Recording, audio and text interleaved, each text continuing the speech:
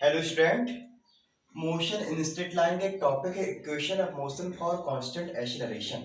ठीक, हमको आज शुरू करना है मतलब इक्वेशन ऑफ मोशन जो हमने पढ़े हैं आपको b equal to u plus a t, s equal to u t plus half a t square, b square minus a square equal to a s. इस तरह से हमने 9th क्लास में डिस्कस किया है। उन तीनों को हमको निकालना है आपका कैलकुलस मेथड से। फर्स्ट ईयर में आपको ग्राफिकल मेथड भी है, 2023 के सिलेबस में आपको ग्राफिकल मेथड ही पूछेगा ठीक पेपर में आपका, लेकिन आपका दिया गया है, बता रहे हैं आपके नॉलेज के लिए है, फिर भी ठीक काम आएगा आपको आगे। तो कैलकुलस मेथड को शुरू करने के पहले हम बताएंगे आपको एक टर्म यहाँ पे मिल गया है आप लोगों को, कांस्टेंट एक्सीलरेशन होता क्या है। कांस्टेंट एक्सीलरेशन को हम यहाँ टर्म यूज कर सकते हैं आपका यूनिफॉर्म एक्सीलरेशन। यूनिफॉर्म का मतलब क्या है आपका, मान लिया 1 सेकेंड में कोई ऑब्जेक्ट आपका ट्रेवल करता है 30 मीटर पर सेकेंड का वेलोसिटी, कितना 30 मीटर पर सेकेंड का। फिर मान लिया 2 सेकेंड में ट्रेवल करता है आपका 60 मीटर पर सेकेंड का वेलोसिटी। ऐसे ही मान लिया 3 सेकेंड में ट्रेवल करता है आपका कितना 90 मीटर पर सेकेंड। एक्सीलरेशन इक्वल टू होता क्या है आपका, वेलोसिटी बाय टाइम। तो वेलोसिटी कितना 30/1, कितना निकला आपका 30। इससे कितना निकलेगा 60/2, कितना निकलेगा 30। इससे कितना निकलेगा आपका 90/3 इक्वल टू 30। ये है आपका यूनिफॉर्म वेलोसिटी या कांस्टेंट एक्सीलरेशन इसको बोलते हैं। मतलब कैसे डिफाइन करेंगे, इक्वल इंटरवल ऑफ टाइम में अगर इक्वल वेलोसिटी आपकी ट्रेवल हो रही है, आपकी कवर हो रही है आपकी, तो बोल देंगे हम लोग कांस्टेंट एक्सीलरेशन। आपका क्लियर हुआ यहाँ तक। अब चलते हैं कैलकुलस मेथड। एक कैलकुलस मेथड है क्या आपका, हम लोग डिस्कस किए हैं आपको ग्राफिकल मेथड से तीन इक्वेशंस को प्रूव करना आपका। तो सबसे पहले बताएंगे आपका, बिल्कुल नया है आपका फर्स्ट ईयर वाले बच्चों के लिए कि कैलकुलस मेथड होता क्या है। ठीक, वैसे एक पोर्शन तो आपका मैथमेटिक्स का ही है आपका, ठीक, लेकिन फिर भी आपका इसमें कोई बड़ा इश्यू नहीं है, आपका सिंपल तरीके से बता देंगे आपका। तो सबसे पहले बताते हैं जो आपको फर्स्ट ईयर में काम आएगा आपका, डिफरेंशिएशन एंड इंटीग्रेशन। तो टॉपिक हमारा सबसे पहले डिफरेंशिएशन। डिफरेंशिएशन होता क्या है आपका, ठीक। हमने बोला इसको आपको ब्रेक करना है बोर्ड को 10 पार्ट्स में आपका। इस तरह से आपका 10 पार्ट्स में आप लोगों ने ब्रेक कर दिया आपको, ठीक है। कोई ग्राफ बना के समझाते हैं हम लोग इस तरह से आपका, this is the x y plane, समझना गौर से। एक्स वाई प्लेन है हमारे पास, ठीक। कोई ग्राफ हमारे पास इस तरह जा रहा है, y equal to f x. हमने जनरली माना है आपका, बायोलॉजी वाले स्टूडेंट कंफ्यूज नहीं होना, y इक्वल टू हमने एफ एक्स मान के चला है, ग्राफ ही आपका जनरली, ठीक, कंफ्यूज नहीं होना इसमें। अब हमने इसको तोड़ा है इक्वल कुछ पार्ट्स में आपका। हमने बोला कि इस पार्ट में आपका x का वैल्यू और y का वैल्यू क्या होगा आपका, ठीक।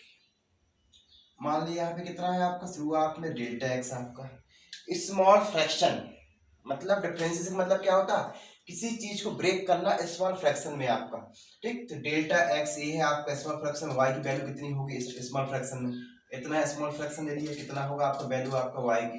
तो डिफरेंशिएशन का सिंपल सा मतलब क्या है, स्मॉल फ्रैक्शन में आपका वैल्यू कितना है। क्लियर आपका। अगर मान लिया हमारे पास यहाँ पे x था इस पॉइंट पे, समझना, और यहाँ पे है आपका डेल्टा x, ये लगता है थोड़ा सा थोड़ी देर के लिए, ये सब कितना बोला हमने, यहाँ पे इस पॉइंट पे x था, इस पॉइंट पे डेल्टा x हो गया, ठीक। ये x1 मान लो, ठीक, कितना मान लो आप x1 मान लो। तो चेंज इन कितना निकला आपका, ये change in small portion delta x निकलेगा नहीं निकलेगा। जो छोटा सा पोर्शन है आपका स्मॉल पोर्शन, जो ब्रेकिंग फ्रेगमेंट है आपका, उसको बोलते हैं हम लोग डेल्टा x डिफरेंशिएशन। तो डिफरेंशिएशन मींस होता है किसी वैल्यू को और ब्रेक करना, फ्रेगमेंट में तोड़ना आपका। अब इसके फॉर्मूला से हम लोग कैसे जाएंगे, मान लिया हमारे पास कोई फंक्शन है आपका जनरल, ठीक, x जिसकी पावर n है, x किसकी पावर n है आपका, ठीक, पावर में है, ध्यान रखना, इस एग्जांपल भी देंगे आपका। तो कैसे करेंगे आपका, जितनी पावर होती है वो आगे आपका मल्टीप्लाई में आ जाएगा, पहला रूल। तो कितना आया n x आ गया, ठीक, यहाँ तक क्लियर हुआ। अब जितनी पावर है यहाँ पे उससे 1 माइनस किया जाता है, बस हो गया डिफरेंशिएशन। अब लिख लें, जो बायोलॉजी वाले बच्चे हैं कभी कभी फॉरवर्ड कर जाते थे, यहाँ पे लिख लें, ठीक, हिंदी में लिख दें, जिसकी पावर, पावर क्या होता, पावर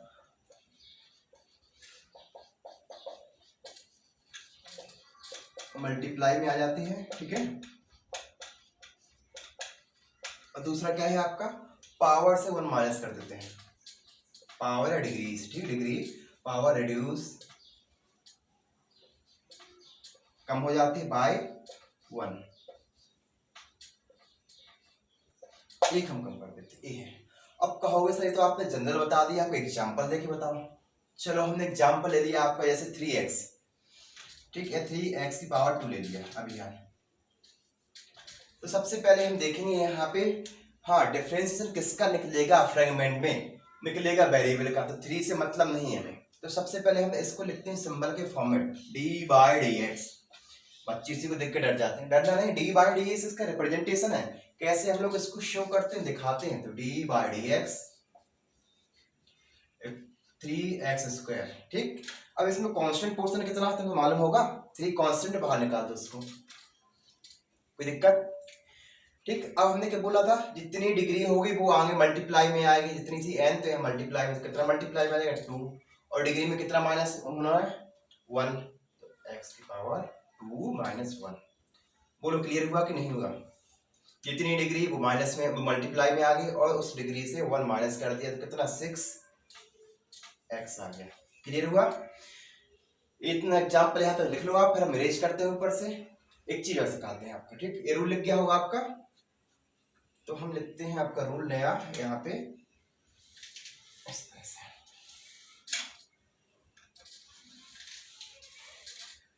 कांस्टेंट का डिफरेंशिएशन 0 होता है।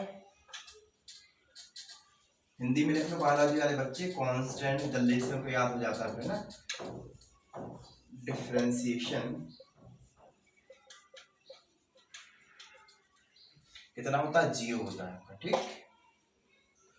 मान लिया निकालना 5 का डिफरेंशिएशन कितना होगा आपका 0, ध्यान रखना इस चीज का।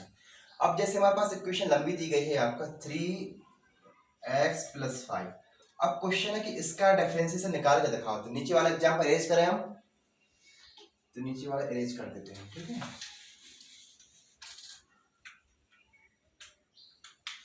3x + 1 तो कितना लिखेंगे, d by D x, bracket में 3x + 5। अब देखो और सिंपल ट्रिक से कराएं इसको, यहाँ प्लस लगा है बीच में तो अलग अलग पोर्शन में पहले तोड़ दो, d by D x 3x + d by D x 5 आपका, ठीक। अब चलते हैं आपका पहले वाले पोर्शन को सॉल्व करने के लिए। तो यहाँ पे कांस्टेंट क्या 3 लिखा ना है आपका, इसका 3 को बाहर निकालो तो कितना बचा आपका dx अपॉन dx, ओके। यहाँ पे काटना नहीं है, आप लोगों को सॉल्व करना है, ठीक। यहाँ x की वैल्यू कितनी है आपकी, मतलब डिग्री कितनी है 1, तो 1 माइनस करना था, रूल में सिखाए थे, डिग्री में 1 माइनस, देखो पावर में कितना 1 मल्टीप्लाई 1 जाएगा तो फर्क नहीं पड़ेगा, 1 में भैया 1 जाएगा कितना आएगा 0, तो कितना यहाँ पे आया 3x की पावर 0, कोई दिक्कत। एक कांस्टेंट पोर्शन है, ऊपर लिखा है रूल, कांस्टेंट का डिफरेंशिएशन कितना होता है आपका 0 होता है आपका, तो +0 हो गया, ये निकला आपका आंसर, ठीक है, ये आंसर निकला है आपका। तो x की पावर 0 को पहले मैथ में पढ़ा होगा, कितना होता है 1 होता है, तो आंसर निकला आपका इसका 3। एक बार देख लो, ठीक। इतना डिफरेंशिएशन आपका काफी काम आ जाएगा, आपका 3rd ने 4th चैप्टर तक आपका इतना ही लग जाएगा, इतने में काम आ जाएगा आपका। अब ऐसे ही हम सिमिलर आपको सिखाएंगे इंटीग्रेशन, इंटीग्रेट करना, जो चीज टूट चुकी है आपका उसको इंटीग्रेट करना है, मतलब जोड़ना है, एडिंग करना है आपका। अब वो किस तरह से जोड़ेंगे वो बताते हैं आपको, ठीक। देखो सबसे पहले बताते हैं इंटीग्रेशन, फिर बताएंगे आपका कैलकुलस मेथड से equation of method, sorry equation of motions आपके। इंटीग्रेशन होता क्या है, इंटीग्रेट करना, स्मॉल वैल्यूज को एडिशन कर देना आपका। अगेन हमने वही ग्राफ माना, x और y आपका, y = fx वाला फंक्शन मान लिया इस तरह से, कोई जनरल, ठीक। आपका कुछ ग्राफ इस तरह से जा रहा था। अब इस ग्राफ में हम लोगों ने क्या लिया, यहाँ पे स्मॉल फ्रेगमेंट जो ऐसे बने हैं आपके इस तरह से, ठीक, इस तरह से जो फ्रेगमेंट बने हैं उनकी वैल्यूज को हम लोगों ने ऐड किया। मान लीजिए यहाँ पे आपका a है और यहाँ पे आपका कितना b है, a पे जो वैल्यू थी वो कितनी थी x, y थी, b पे जो वैल्यू आ गई वो कितनी हो गई x + Δx और y + Δy, इस तरह से, मतलब स्मॉल फ्रेगमेंट को जोड़ना।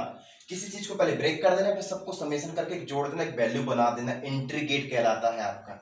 इंट्रीगेट जैसे उसको डी बाई डी एक्स से रिप्रेजेंट करते थे, इसको रिप्रेजेंट करते हैं हम लोग सांप से। दिस इज द कोबरा, ठीक, सांप। इस सिंबल है, कोबरा नहीं बोला जाता है इसको, ऐसे ही है, ठीक है, कोबरा ही समझ जाओ।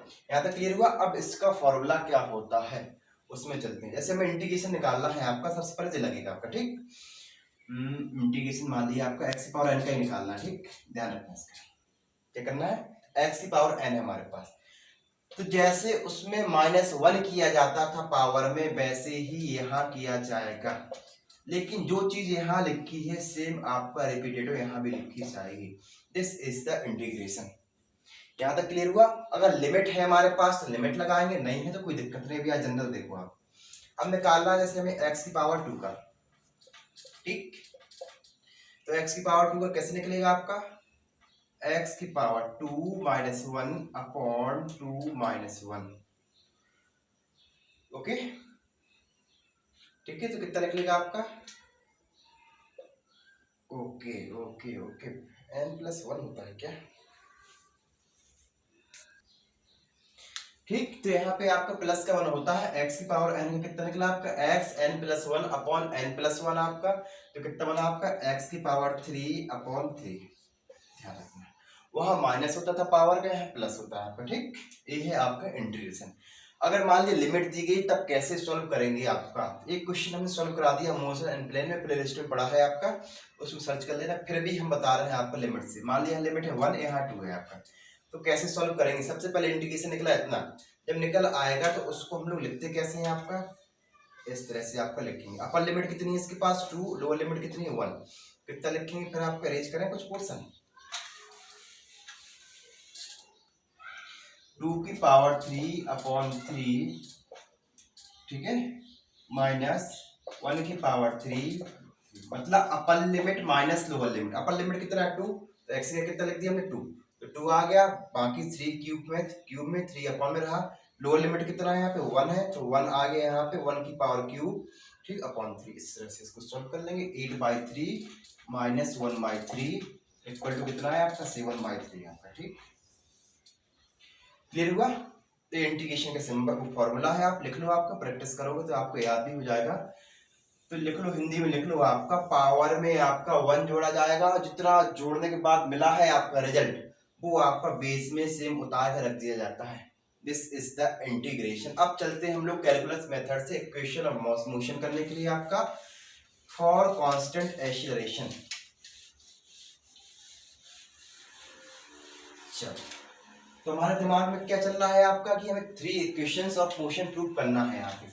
पहले कितनी है, b इक्वल टू कितना u plus a t, second कितना s equal to u t plus half a t square, third कितना हमारे पास b square minus a square equal to 2s। ये तीनों हमको प्रूव करनी है, किससे, कैलकुलस मेथड से।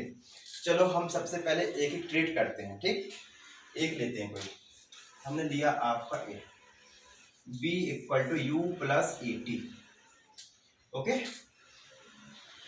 चलो कैसे करेंगे, ठीक है, b इक्वल टू कितना होता है हमारे पास dx/dt, और a इक्वल टू कितना होता है dv/dt।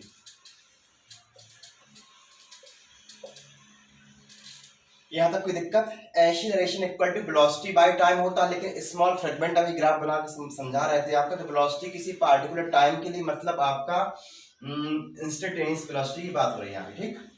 तो dv इक्वल टू कितना निकल गया हमारे पास, a क्रॉस करा दिया हमने, dt आ गया। अब दोनों साइड हम लोग इंटीग्रेट करेंगे, तो इंटीग्रेट कर दिया। अब हमारे दिमाग में है कि जब कांस्टेंट एक्सीलरेशन होगा तो कुछ ना कुछ पहले इनिशियल वेलोसिटी होगी, फिर जाके फाइनल। इनिशियल को हम u मान लेते हैं, ठीक, फाइनल को v मान लेते हैं। टाइम जब इनिशियल कुछ होगा वेलोसिटी, टाइम हमने 0 मान के रखा है कि हम वहां से अब शुरुआत करेंगे।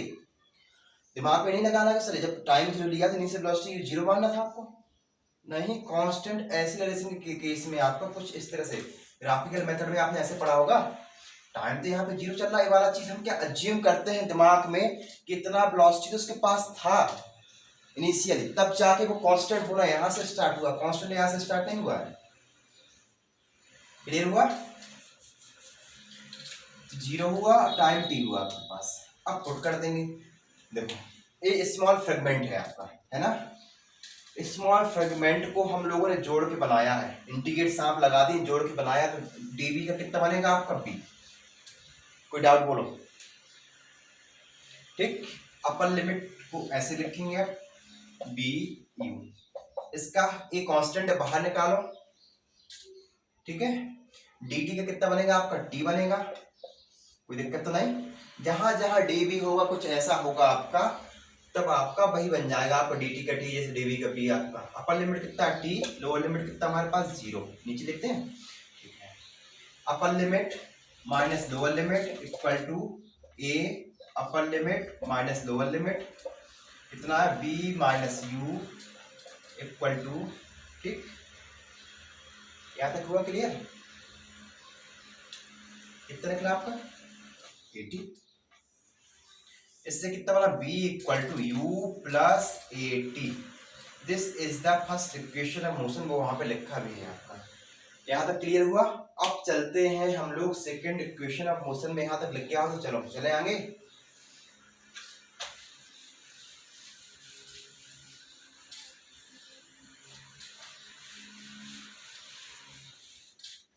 सेकेंड इक्वेशन ऑफ मोशन कौन सी करनी है हम लोगों को, s equal to u t plus half a t square.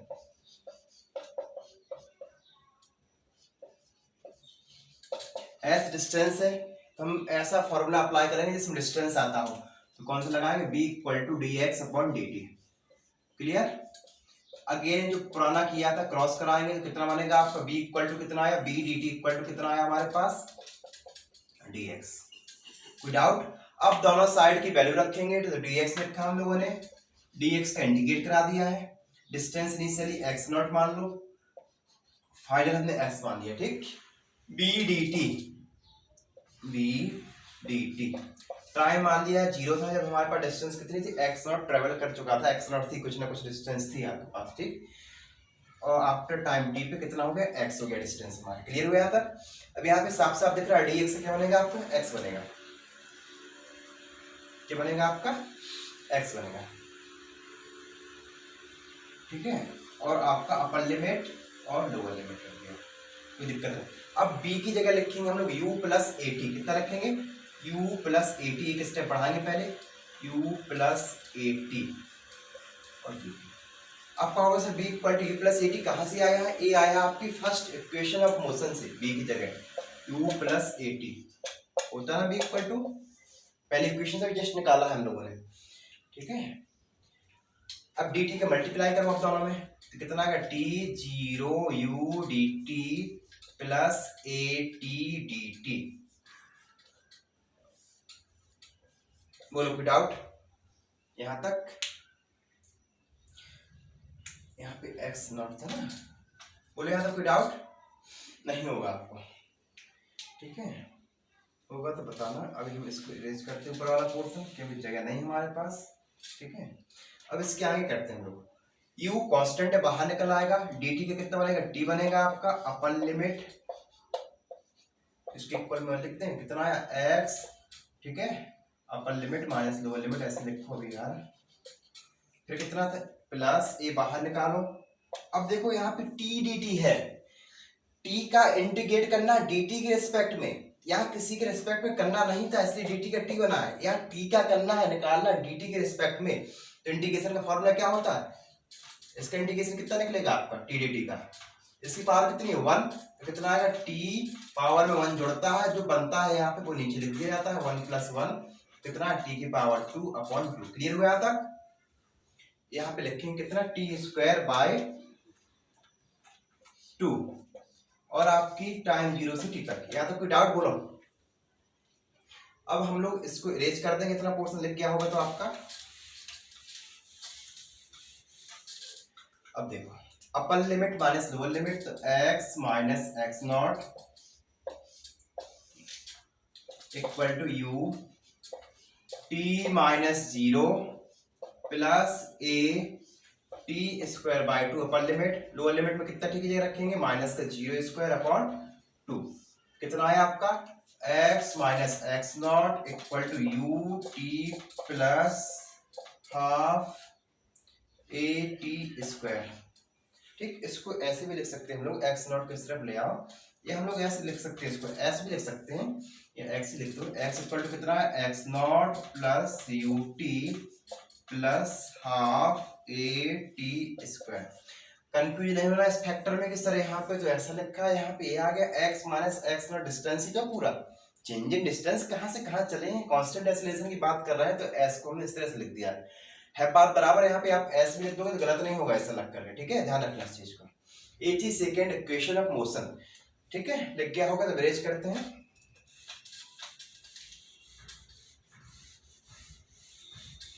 अब चलते हैं हम लोग थर्ड इक्वेशन ऑफ मोशन में। थर्ड इक्वेशन कौन सी थी हमारे पास, v square minus u square equal to 2as।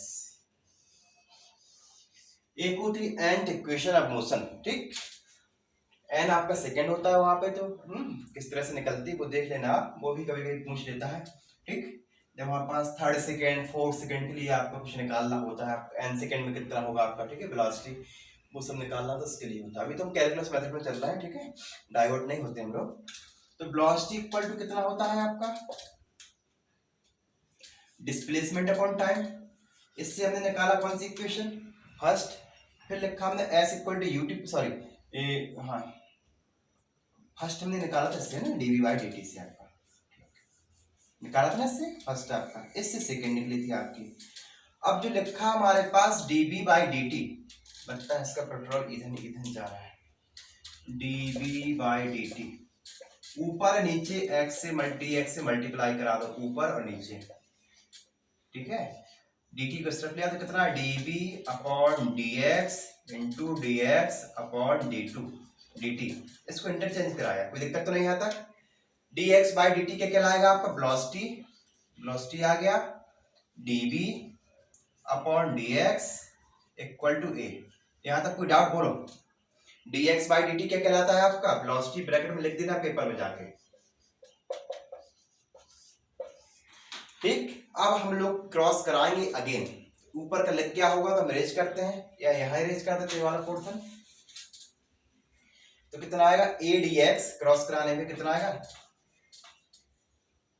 A d x equal to d b into b. अब कराएंगे इंटीग्रेशन आपका, एक्स कहां से कहां तक, एक्स नॉट से लेके एक्स तक, वेलोसिटी कहां से लेके आपका, यू से लेके बी तक आपका, क्लियर हुआ, ठीक। वो पुरानी लाइन रेज नहीं की गई है आपकी, ओके। डी एक्स से कितना निकलेगा आपका, एक्स हो जाएगा, तो a x upper limit lower limit, clear यहां तक। अब डी बी बी मतलब, या बी डी बी ऐसे भी लिख सकते हो आप, ठीक, कंफ्यूज ना होना, इसके रिस्पेक्ट में निकालना। तो वेलोसिटी का इंटीग्रेट करना किसके रिस्पेक्ट में, डीबी की वेलोसिटी की पावर कितनी, कुछ नहीं तो 1 होगी, पावर में क्या होता है 1 ऐड होता है, और आपका डिवाइड वही चीज आ जाती है, ठीक है। कितना आएगा, b1 प्लस 1 अपॉन 1 प्लस 1, कोई दिक्कत, अपर लिमिट यू बी और लोअर लिमिट यू, इरेज कर देते हैं इसको, ओके। अब देखो हमारे पास वहां कितना बना आपका, a x minus x not equal to B square upon 2 और बी स्क्वायर बी यू, ठीक, कितना आएगा, a x minus x not upper limit minus lower limit, कितना आएगा, v square by 2 minus a square by 2, ठीक है, okay.